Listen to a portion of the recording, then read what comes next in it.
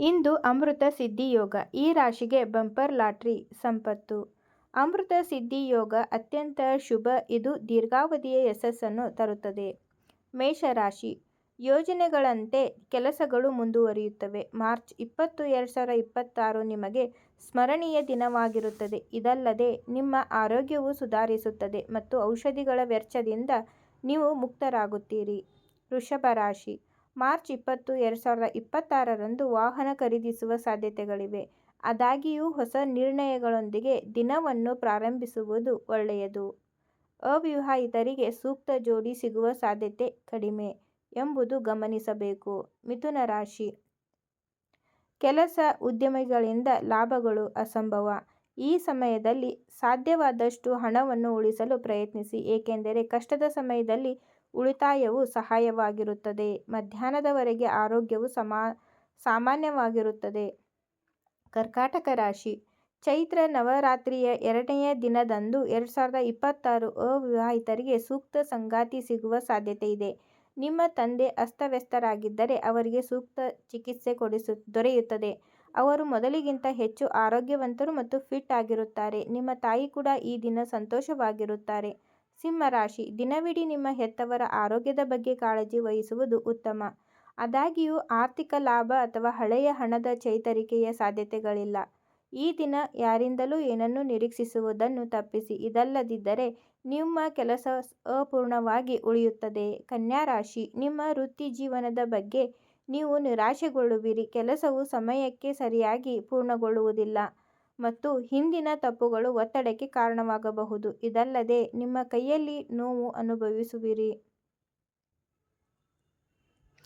ತುಲಾ ರಾಶಿ. ನಿಮ್ಮ ಹೂಡಿಕೆಗಳಿಂದ ಗಮನಾರ್ಹ ನಷ್ಟವು ನಿಮಗೆ ಒತ್ತಡವನ್ನುಂಟು ಮಾಡುತ್ತದೆ. ಹೆಚ್ಚುವರಿಯಾಗಿ ನಿಮಗೆ ಹತ್ತಿರವಿರುವ ಯಾರೊಂದಿಗಾದರೂ ನೀವು ಜಗಳವಾಡಬಹುದು. ಇದರಿಂದಾಗಿ ಅವರು ನಿಮ್ಮಿಂದ ಬೇರ್ಪಡಲು ನಿರ್ಧರಿಸಬಹುದು. ಆದಾಗ್ಯೂ ಈ ದಿನ ನಿಮ್ಮ ಆರೋಗ್ಯವು ಸಾಮಾನ್ಯಕ್ಕಿಂತ ಉತ್ತಮವಾಗಿರುತ್ತದೆ.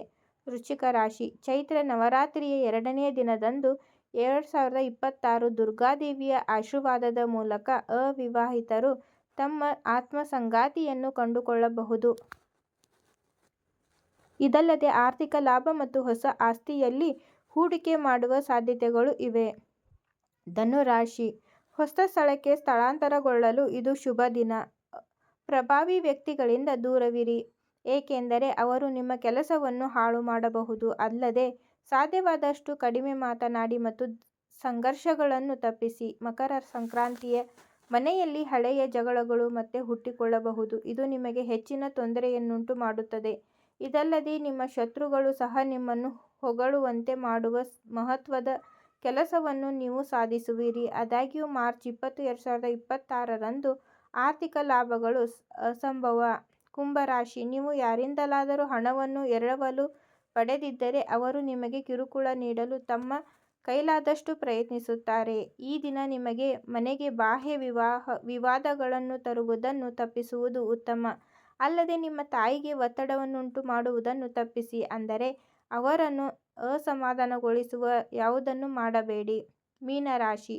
ನಡೆಯುತ್ತಿರುವ ವ್ಯಾಪಾರ ವಿವಾದಗಳು ಮಾರ್ಚ್ 20, 2026 ಬಗೆಹರಿಯುತ್ತವೆ. ಕಷ್ಟದ ಸಮಯದಲ್ಲಿ ನಿಮಗೆ ಸಂಗಾತಿಯನ್ನು ನೀವು ಪೂರ್ಣವಾಗಿ ಬೆಂಬಲಿಸಲು ಸಾಧ್ಯವಾಗುತ್ತದೆ.